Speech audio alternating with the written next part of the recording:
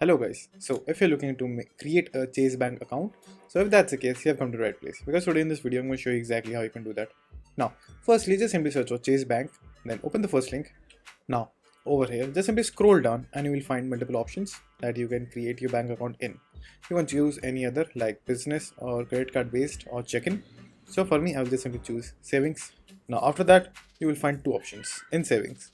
So you can scroll down and read the benefits, or just simply click on open now. Now over here you have to fulfill all of your information details. So firstly do that. So the first information that you have to fill is whether you are a previous customer of Chase or not. So for me, I'll just simply choose no, then hit next.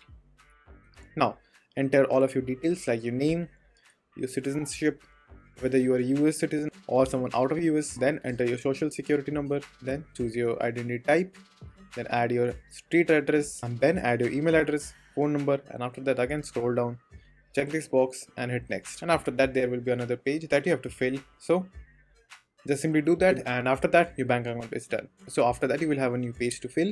So fill up all the details in that page, and after that your bank account is set. So that's all, and thank you for watching, and do like and subscribe to my channel, and take care.